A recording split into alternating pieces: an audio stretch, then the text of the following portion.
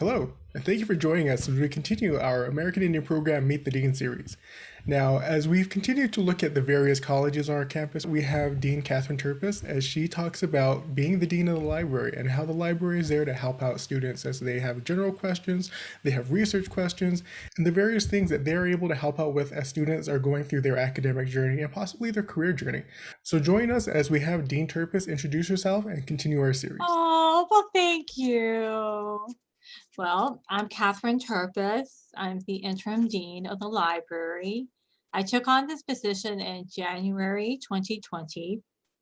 And prior to that, I serve as the associate dean and for the library where I've done that for a couple years. And now I'm fully immersed in this role as interim dean. There's been a lot of challenges, but as well as opportunities through the time for this role. A little bit about me. I earned my bachelor's degree from Frostburg State University in Frostburg, Maryland.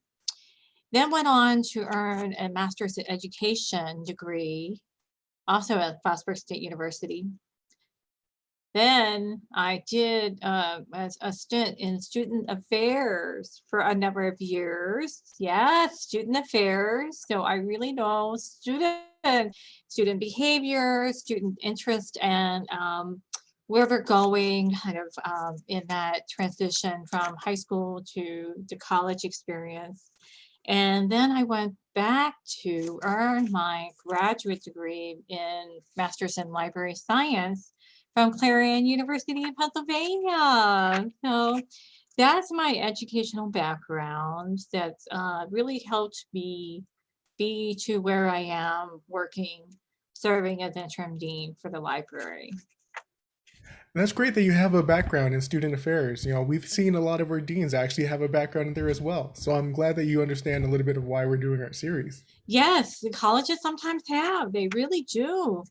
And I think the deeper the hierarchical structure, the harder it is to understand the framework of what the student experience are and where they can go for help and assistance. I remember doing really heavy groundwork with students at one institution a good while back, and I was struck by the fact that okay, part of my hobby, if professional interest, is understanding organizational structure, right? To understand organizational structure for efficiency, for what the impact is. Is it a positive impact? What is that impact? And I remember going back to that particular institution's organizational structure for student affairs, and I was surprised how much it had doubled uh, from the time that I was working there and the work I was doing, and how much was that of a helpful impact for students, because we're all here for students to help with the student experience, because this is a challenging and territory to navigate if you really haven't been exposed to it before, right? And you learn by doing, you learn by kind of figuring it out. But the thing that concerns me is how we want to be the biggest thing for students that I would tell any student is that you need to persevere. Don't give up on the first no. I mean, if it's a policy, that's clear. But if it doesn't make sense, seek an explanation. Don't give up on the first no. Trust what you're reading, trust what you're seeing, and do with that information to help guide you in the experience. And the other thing that I would tell students is that know your catalog, the catalog that you're going into. Understand it, because your advisor will be very helpful and informative, but come to the conversation, you really need to understand what it is, the path that you're trying to chart, to see if it makes sense so that you can timely graduate, so that you can anticipate where there may be hiccups, you know, those difficult courses. You know, maybe you want to consider taking them in the summer or sometime where you can just concentrate on that and do that. That's what I did. I did that for statistics. I had undergrad statistics. And the irony is, for graduate school, I think I ended up taking uh, maybe not 2, but 3 stat classes. And you want to do your best to understand. So just know the big thing is really perseverance. And I probably would say that's the number one aspect that, you know, you can feel a little, but stay with it. And as our students are coming from high school, a dean of the library might not be something they're used to. What does the dean of the library get to do? Well, the dean of the library helps the students. It's really behind the scenes work in helping the students. The dean has responsibility for the budget, for the library budget, and that's a big responsibility because that's multi-million-dollar budgets, and you need to be careful stewards of the funds in dealing with the budget. So behind the scenes is looking at operations, making sure that things are running okay, helping to figure out issues if they come up, in terms of having the library open, in terms of, you know, just whatever service issues that we might have. Um, so it's budget, it's service operations, it's championing and supporting library initiatives to help with supporting the university's mission and the academic life at the institution. So we want to make sure that we're, you know, engaged.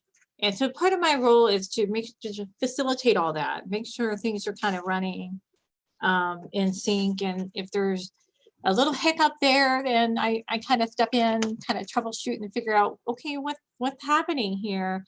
And then figuring out what would help us advance forward positively in this. And in normal times, I'd be doing a lot more uplifting and moving. However, during this time, it's really changing. It's an environment that's continually changing because of the pandemic. And that has really necessitated a lot of decisions that had to be made for the library to ensure continuity of operations, to ensure fiscal controls, and all these other aspects that the library, the dean of the library does. And as you help the students, what is the structure of the library? Is there, other deans that are there to help you out? Well, the structure right now, I'm the associate dean stepping into the interim dean role. So I currently do not have an associate dean to help assist. I do have department heads. I do have a management team. I have a department head for technical services, archives and special collections, and for reference and research services, as well as having a manager of operations for the service desk operations. So that's my management team that helps me in running this library. They really are, they do so much within their own respective departments that I don't necessarily have to touch in as much because that's their role. And what their role is to report concerns or any feedback to me about whatever's happening, concerns or whatnot that I need to be aware of so that I can work whatever the issues are that we might have. So I have an excellent management team that helps me with the library, run the library. In addition, I have an administration team, library administration team, I have a senior executive assistant, Veronica Gomez. She helps me with budget, other operations, admin operations that she does. I also have another administrative assistant that helps with, just taking care of the donor part for the donor relations. Also communications, a little bit of communication for all the communications that the library has sent. And I think this past semester must have been a record for the library in terms of how much has been in the hotline. I tell you, it was just a record because a lot of things, the pandemic has really had to necessitate some reimagining of what's possible to do during this time frame. And I also have in the administration team, HR liaison, Letty Fetterplace. She's really good with HR support, HR just following whatever processes we need to do for employees. So it's a very, I could not do this work as a dean without their support, their role, their function, and their responsibilities, because it's a big operation to have to work with, and it's fun. It's challenging at times, fun. Now, I wish I would say it's been funner, but everything, it's just, I think the thing, and I'm sure this is true for students, change is hard. Change is even harder when the guidance changes. And that's true for everyone. And so it's like, I think if there's anything, in addition to perseverance, is probably patience. It's hard. It's so hard, especially for our students, because some are social, very social in nature. And to have to social distance, to wear a mask, to do all those things, that's not the norm for the culture for students. And that's really hard because now they need to do all these things. So how do they, I guess the question really, the academic question is, how do students reshape to the new norm and find new ways of making those connections? I kind of wonder about that. And very true about the various players that come together to help our students. With that, how do you get to work with all the different college deans as well?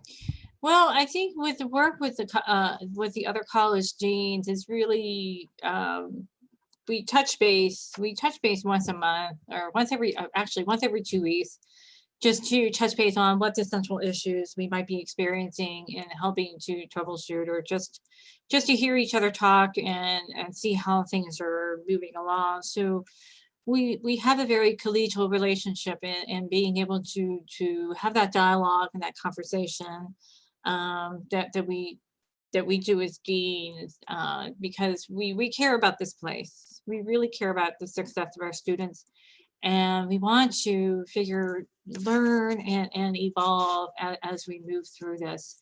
The other ways that the deans, we reach out through email with different questions and whatnot, and we're quick to respond with what we think might be the best possible option, or referral for what the particular issue or concern might be.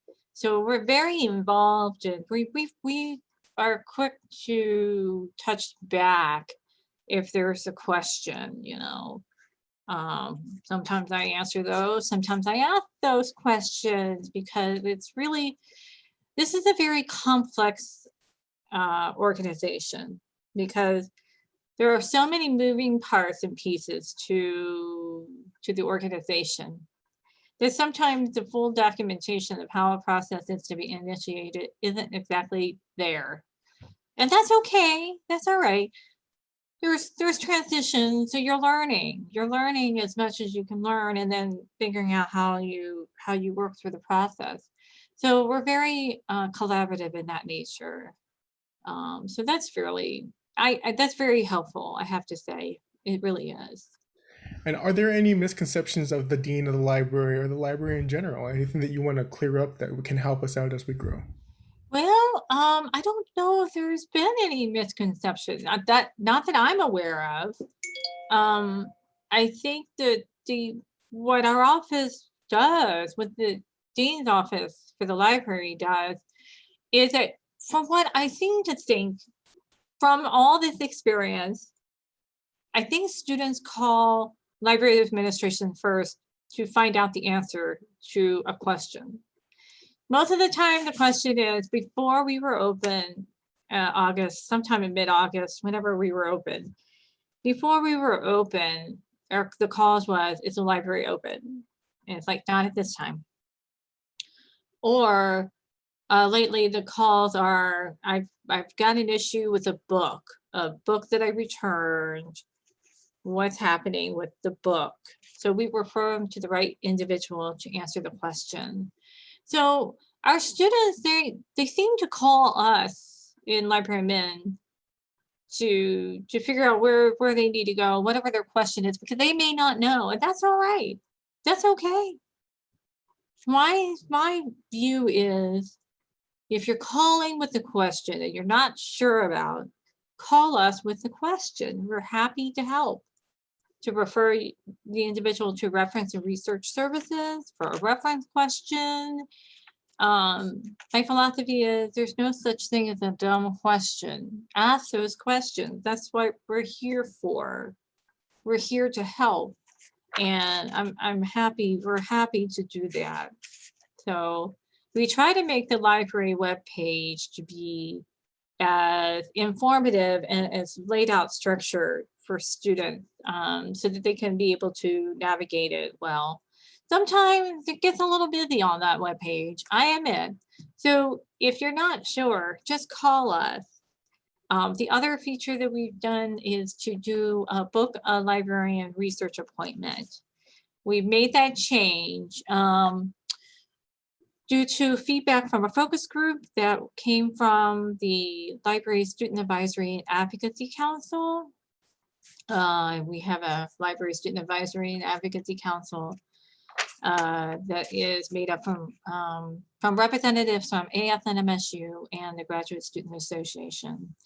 And they gave us feedback on, well, what does it mean when you're doing a research interview? And thought that maybe the structure could be done this way a little bit.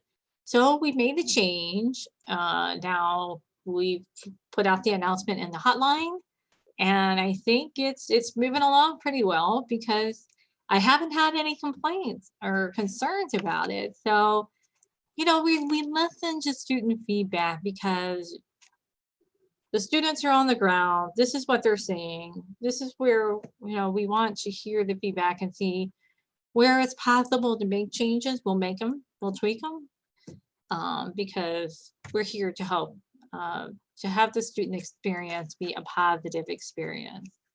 And thank you for bringing up those various levels. How can students best utilize the dean of the library or the library in general as they go through general questions or research experiences? Well, what they can do, there's a FAQ section on the library page where our most frequently asked questions are posted, and the answers to those questions are there.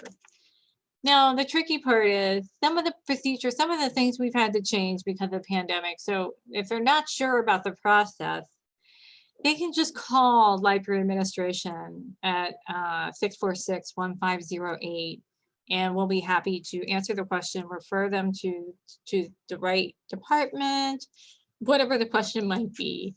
We're happy to do that. I think we realize that, especially, and I'm recognizing this, especially now with all the things that we need to be aware of and focus on, in addition to, schoolwork, home life, maybe work, that you're just on information overload. You really are.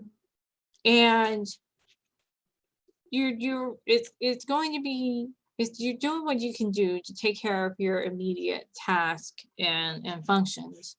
But there are times when you just don't have the time to absorb something else that you're trying to navigate, that, just ask. You can even email if it's a research question, reference question, um, do the chat reference. You can do the email reference. You whatever method works for anyone. It's just a matter of what's workable for you to do at that time. And we won't answer the reference question here because that's not our role. We'll let someone from Reference and Research Services answer the question. And same thing with about a book, checking out a book or returning a book. Well, that's in the access services department. So, it takes a while. And if the student becomes really familiar with the library, they'll learn, they'll know it. They'll just be able to just blaze through, do what they need to do, and they're good. I think starting out is a little intimidating because we're a bigger library than most high school libraries. Now, right now, the stacks are closed stacks right now, and books can be requested through requested. So it's still an intimidating experience to go into a multi-story library building to navigate what it is that I do. And I guess I look at it as you're layering your experience as you're in college. Is you're layering your experience. You have your initial framework. Then you take steps as you integrate through the time that you're here, from your first year to your second year. By the time you're a junior and senior, you're going to get more comfortable navigating and knowing how do I do this? What's workable here? It's just taking that first step. That's probably the hardest step, right? Yeah. And you're right about our university library not being like a high school library. I know we have several different buildings.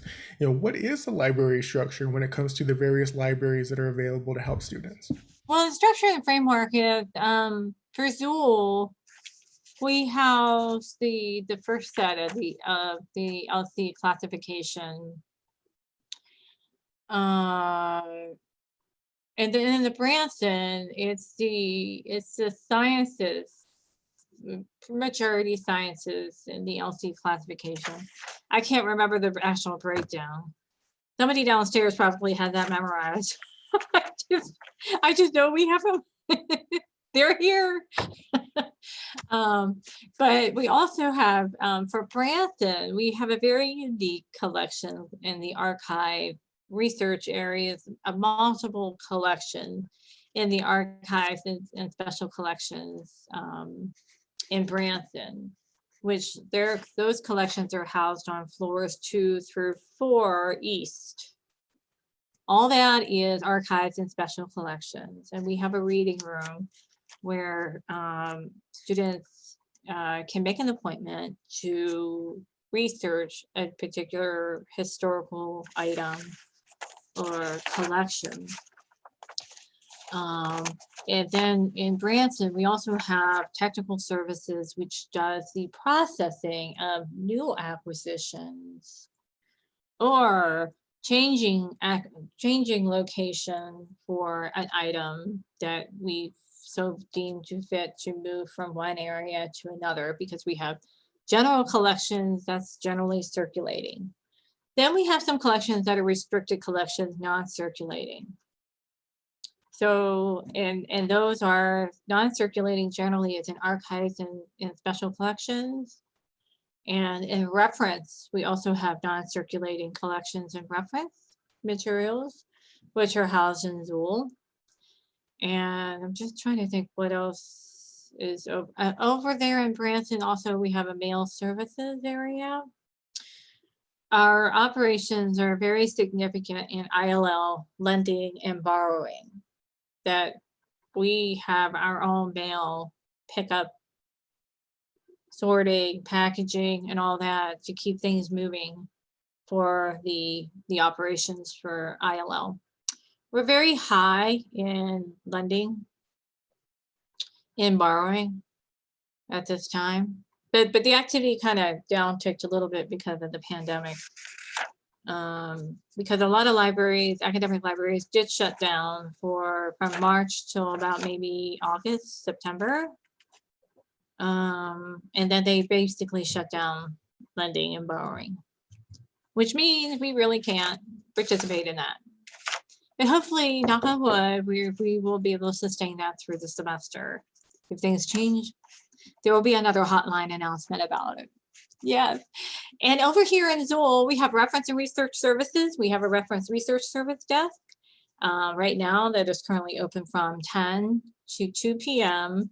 Monday through Thursday. The rest of the time is virtual, and then virtual wraparound hours for reference. For access services, we're open 7:30 to 6 p.m. Monday through Thursday, 9 to 1 p.m. on Friday, and Sunday, 1 to 6 p.m. Awesome. Yeah, but those hours may be adjusted after Thanksgiving, or at some point, if I don't know, we'll see. I don't know, we'll see. But that's what we've got. Our occupancy is right now at 31 total in the building. If the governor changes the occupancy ratio, then we will move down to whatever the governor is indicating for the ratio, for the occupancy. Getting to know you a little bit more, how were you able to utilize the Dean of the Library in your educational journey? Well, when I was an undergraduate, I did not utilize the dean's office, mainly because all my questions were with reference and research. I got to know the reference librarians so well during the time that I was an undergraduate. That's really the area that I just honed in on in the library. But I noticed other operations like serials, newspapers, the access services where you check out books. But I knew that the dean was there, okay? Because the dean would be walking the floor some, would be checking to see if something got fixed or different things like that. That particular dean was very active in understanding his operations, the building, and all the pieces that you had to be aware of. It was not until my graduate masters, especially I think in master's education, I was able to connect with the dean on something or another. I got to know the library dean. And what's interesting is that connection made it helpful for me when I went on to earn my Master of Library Science degree, because part of the work, the scope of writing the report analysis in libraries, in academic libraries, was to connect with a dean or a library director for the information that might be helpful for you. So I connected with the library dean, like, remember me, touching base, I'm looking for information here. So he gave me the information I was looking for, and which was very helpful. And then I got to know the library dean at actually both library deans at Clarion. The one library dean before he retired, talked to him a lot, just about different things. And then the other library dean connected with him some too, because, it's what, if you're heavily involved in the work. I was serving also as a student assistant in the computer lab while I was doing my graduate degree. And so I got to know everybody, the dean.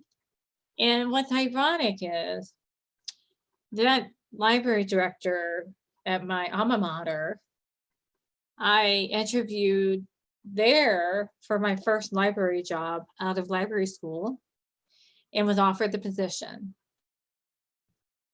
And so the connections you make, never underestimate your connections.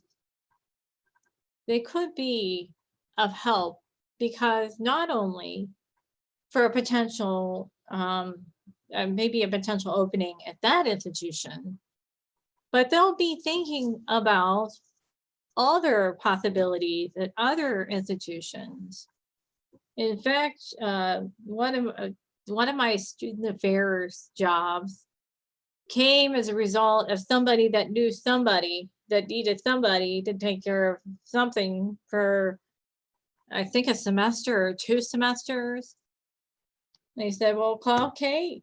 And I did it. I took the reins and kept that ship running until they figured out what they wanted to do. So, you know, it's just really been, I think it's been such a wonderful journey for me, working through all the pieces, developing the connections, maintaining the connections, and all that, because that's just how it kind of works, and understanding and listening to the advice. That's the other piece, is like, you know, ask those questions. Now they may not have the answer to everything, but hear what is said. You may not agree, but hear, you know. And as you just mentioned, those relationships can definitely help us out as we grow in our career. Was the deanship the goal, or is that something you kind of grew into or fell into? It's something I fell into. I fell into this because I think when I started my librarianship career, it wasn't with the aim of thinking I would be serving as a dean.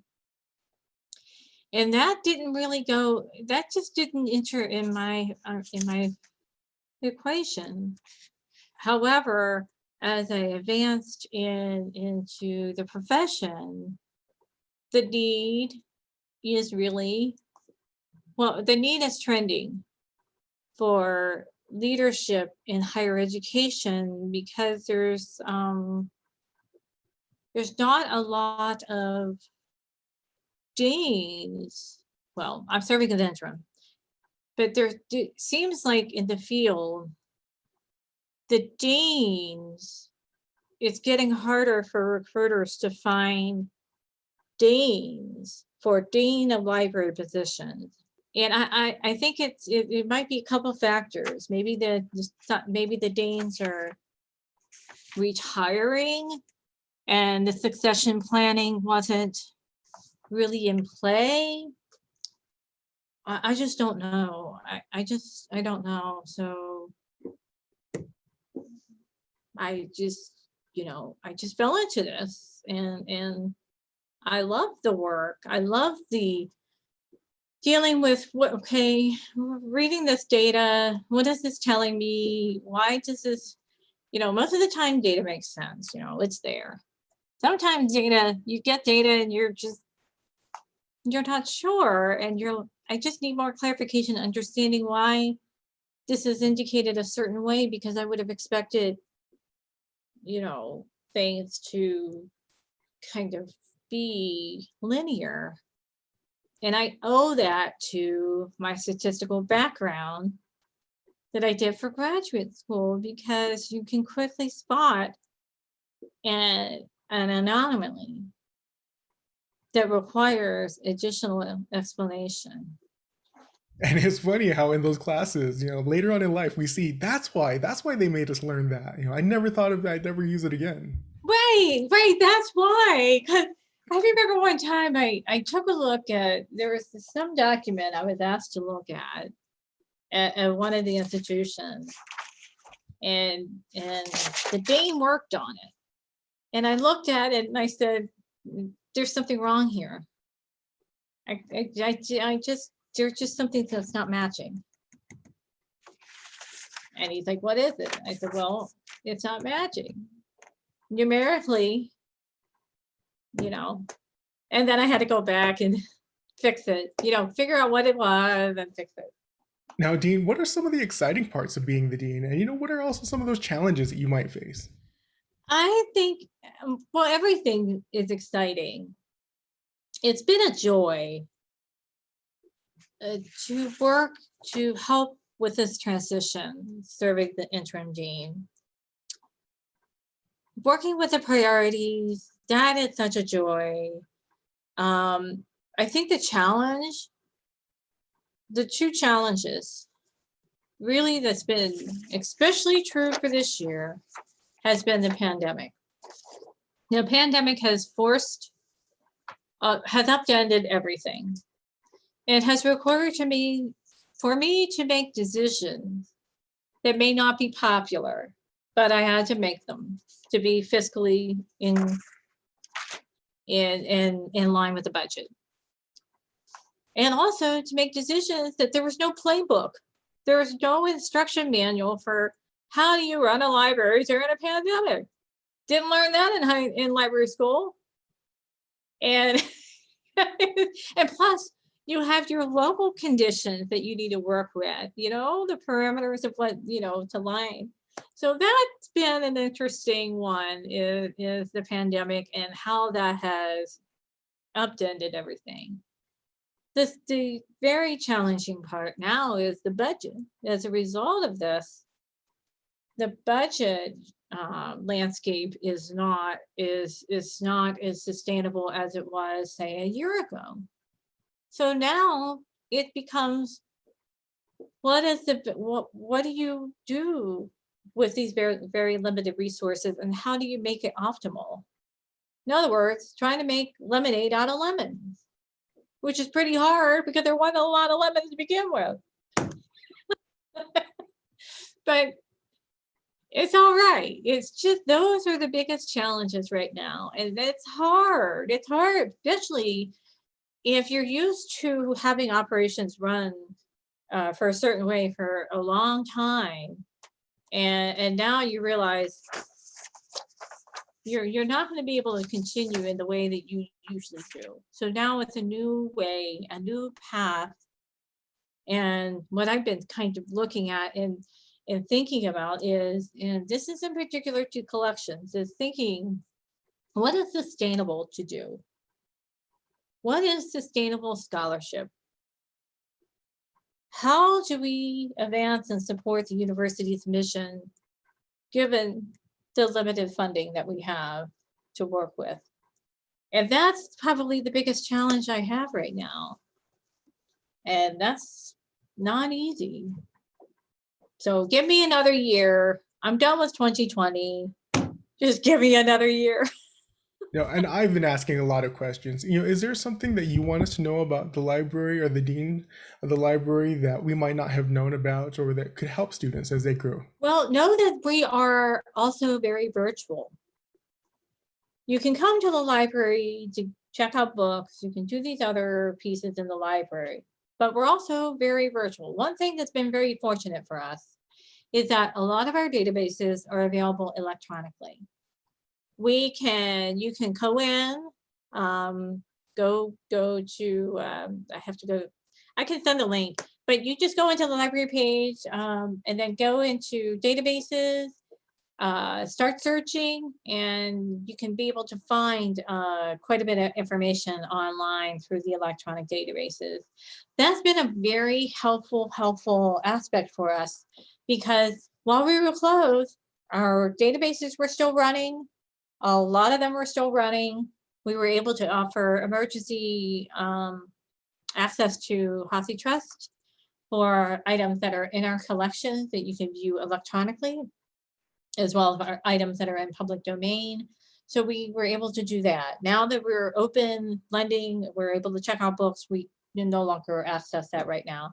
But that's it. I think folks may not have realized just how much the libraries have changed through time, in that the majority, we're kind of flipped out now, where a lot of our services are available online.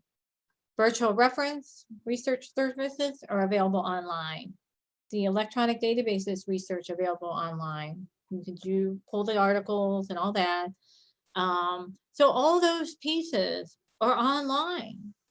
And now, if I were to say, in terms of footprints in the library, while we're at 31 and below in the library, we're greater in the amount of the digital, the digital impact. Also, we have digital collections that you can be able to access online. We have the Tombaugh collection that's been digitized. We have, if somebody's into cooking, we have the Historic Cookery Cookbook for New Mexico cuisine, New Mexico type foods. So we have that in historic. You can do a text search, see if you can find that recipe. In fact, I made one from that historic cookery. I did that, and my son loved it. He had 3 helpings of it, so I was doing something there.